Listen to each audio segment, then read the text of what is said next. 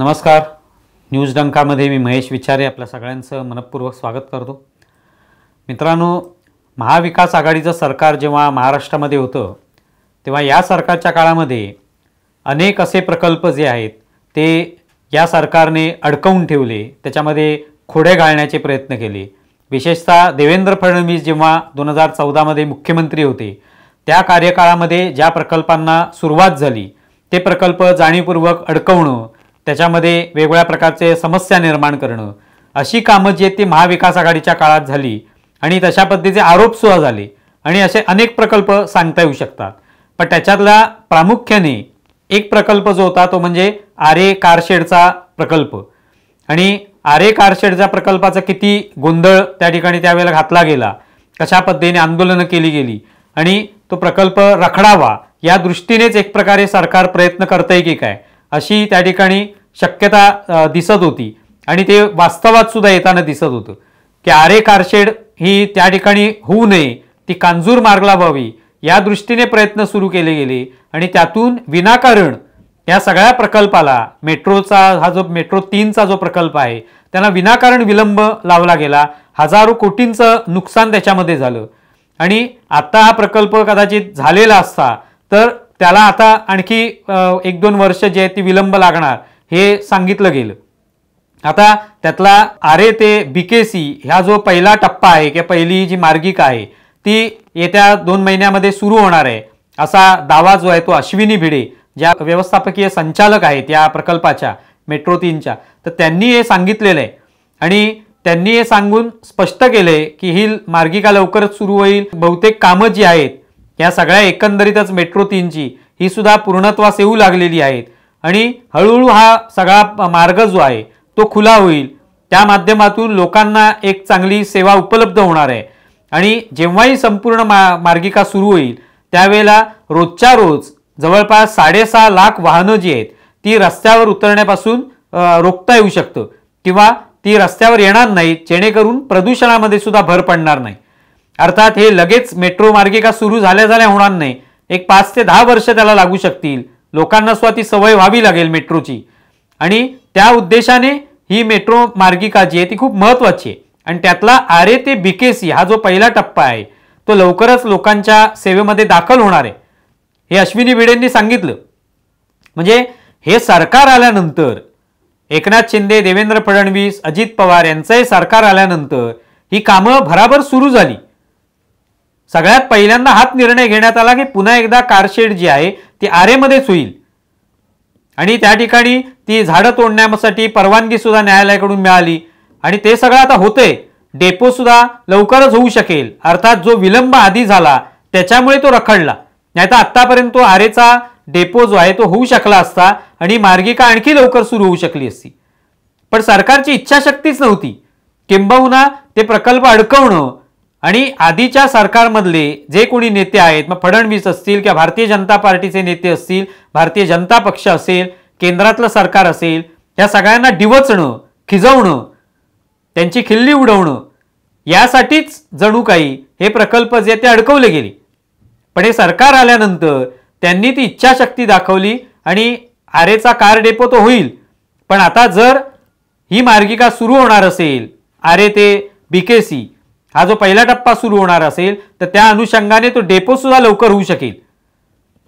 आणि जे अश्विनी भिडे म्हणतात त्या पद्धतीने 6.5 लाख वाहनं जर रोजच्या रोज ही कमी होणार असतील, रस्त्यावर धावणार नसतील, तर किती प्रमाणात प्रदूषण कमी होईल याचा अंदाज आपण घेऊ शकतो. हे सगळं आरेचं जे प्रकल्पाचं अडथळा जो आणला गेला तो पर्यावरणाच्या नावावर आणला गेला. अनेक वेळेला सांगण्यात सुद्धा आलं की इथे पर्यावरणाचं काही नुकसान होणार नाही, झाडं काही तोडावी लागतील निश्चितपणे, पण ती अन्यत्र लावली जातील. आणि जे काही याच्यामधनं ह्या मेट्रो मार्गिका सुरू झाल्यावर जे काही प्रदूषणावर निर्बंध येणार आहेत, प्रदूषण कमी होणार आहे, ते कितीतरी प्रमाणात मोठ्या संख्येने होणार आहे आणि त्याचा फायदा अर्थातच होणार आहे. कोणी हा फायदा जो ते विचारात घेतला नाही आणि विनाकारण ते अडथळे आणले गेले. तेव्हा हे सरकार आल्यानंतर इच्छाशक्ती दाखवण्यात आली. याच अश्विनी भिडे, तुम्हाला आठवत असेल की महाविकास आघाडी सरकारच्या काळात हे सगळं आंदोलन झालं, आरे कारशेड जी आहे ती रखडली आणि कांजूर मार्गचा प्रकल्प जो आहे तो नवीन पर्याय समोर आला, त्यावेळेला अश्विनी भिडेंची बदली करण्यात आली. पण नंतर हे सरकार आल्यावर, शिंदे फडणवीस सरकार आल्यानंतर पुन्हा एकदा अश्विनी भिडे यांची व्यवस्थापकीय संचालक म्हणून नियुक्ती केली आणि आपण पाहिलं असेल की कशा प्रकारे त्या डिपार्टमेंटमध्ये आल्यानंतर त्यांचं स्वागत झालं सर्व कर्मचाऱ्यांकडून, इतर अधिकाऱ्यांकडून. का स्वागत होतं? कारण त्या तशा पद्धतीच्या सक्षम अधिकारी आहेत. त्याआधी सुद्धा त्यांनी ज्या पद्धतीने संपूर्ण मेट्रोचं जी काही माहिती आहे, जी तांत्रिकदृष्ट्या जी माहिती आवश्यक असते ती अनेक कार्यक्रमांमध्ये दिलेली आहे, अनेक मुलाखतींमध्ये दिलेली आहे. अश्विनी भिडे जे आहेत ते या पूर्ण मेट्रोच्या कामामध्ये गुंतलेले आहेत. इतकी त्यांना खडानखडा माहिती आहे.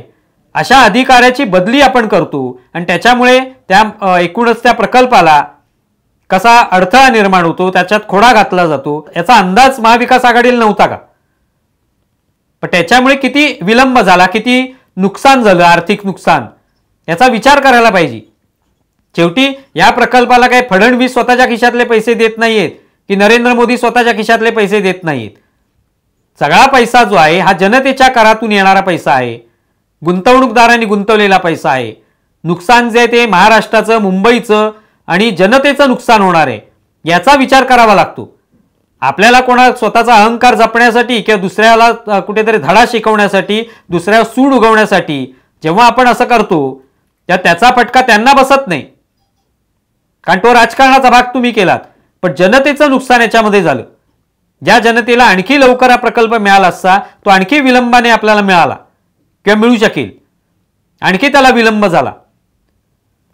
तेव्हा सरकारची इच्छाशक्ती जी आहे ती आवश्यक असते. मग आता हे सरकार आल्यानंतर एवढे पटापट आपण पाहतोय प्रोजेक्ट जे आहेत ते पूर्णत्वास आले. अटल सेतूचा प्रोजेक्ट असेल, आता कोस्टल रोडचा प्रकल्प जो आहे तो सुद्धा, त्यातली सुद्धा एक मार्गिका लवकरच खुली होणार आहे. समृद्धी महामार्ग झाला. पण त्याच्यामधली खुसपट कशी काढायची? की बघा तिथे अपघात होत आहेत, त्याच्यावर काय कोणी काय करणी केलेली आहे का, किंवा आणखी काय काय बोलायचं आणि खिल्ली उडवायची, सतत डिवचून बोलायचं, यापेक्षा आपण त्या ठिकाणी काय करणार आहोत, आपलं योगदान काय असेल हे बघायला नको का? पण महाविकास आघाडी सरकारच्या काळामध्ये हे सगळे प्रकल्प रखडवण्यात आले जाणीवपूर्वक, आणि त्यातला मेट्रो प्रकल्प पुन्हा एकदा नीट होतोय. लवकरच त्यातली एक मार्गिका जी आहे आरे ते BKC ही सुरू होते. आता हेच सगळे लोक जे कोणी त्याला विरोध करत होते या प्रकल्पाला पर्यावरणाच्या नावावर, त्यांनी एक हिम्मत दाखवावी की हा प्रकल्प सुरू झाला जेव्हा आरे ते BKC होईल की त्या पुढचाही मार्ग सुरू होणार आहे, दुसरा टप्पा वरळीपर्यंतचा, आचार्य अत्रे चौकापर्यंतचा, तो सगळा प्रकल्प जेव्हा सुरू होईल त्यावेळेला या प्रकल्पातून आम्ही जाणार नाही किंवा या प्रकल्पाचा कोणताही लाभ आम्ही घेणार नाही, या मेट्रोतून आम्ही जाणार नाही, असं वचन तुम्ही देऊ शकता का जनतेला? कारण तुमचा याला विरोध होता.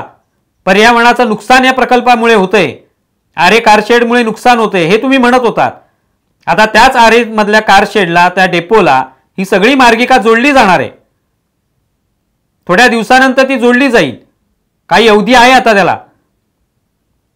पण मग तुम्ही हे वचन देता का मुंबईतल्या जनतेला की आम्ही काय या प्रकल्पाचा लाभ घेणार नाही, आम्ही या मेट्रोतून जाणार नाही, कारण आमच्या निर्णयाच्या विरोधात किंवा आमची जी मागणी होती त्याच्या विरोधात घेतलेला निर्णय. पण तेव्हा मात्र तुम्ही सगळे लाभ घेणार, त्याचे श्रेय घेणार. तेव्हा हा सगळा प्रकल्प विनाकारण रखडवण्यात महाविकास आघाडीचंच योगदान आहे. आणि आता मात्र तो प्रकल्प होतोय आणि त्याचं कारण म्हणजे सरकारची इच्छाशक्ती.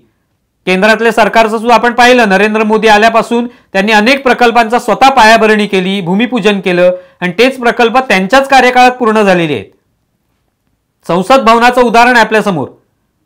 त्यांच्या कार्यकाळामध्ये, कोरोनाच्या काळामध्ये तो प्रकल्प सुरू झाला, 2 वर्षात पूर्ण पण झाला. हा झपाटा कामाचा असावा लागतो, अडथळे आणायला फार काही वेळ लागत नाही. पण काम पूर्ण होणं, जनतेच्या सेवेत ते काम जाणं, लोकार्पण होणं त्याचं, आणि लोकांनी त्याचा लाभ उठवणं हे आवश्यक असतं. आणि ते आता होतंय. त्याबद्दल निश्चितपणे जनतेला हा प्रकल्प आता उपलब्ध होईल. एक प्रकारे महाविकास आघाडीचं मळप दूर झालं आणि पुन्हा एकदा हे चांगले दिवस, अच्छे दिन आपण म्हणू शकतो, ते आलेले आहेत असं म्हणता येईल. तुम्हाला या संदर्भात काय वाटतं हे जरूर कळवा. आमचा व्हिडिओ जास्तीत जास्त लाईक करा, शेअर करा आणि आमचे यूट्यूब चॅनल सबस्क्राईब करा. धन्यवाद. आमचा व्हिडिओ जास्तीत जास्त लाईक करा, शेअर करा आणि आमचं यूट्यूब चॅनल सबस्क्राईब करा. धन्यवाद.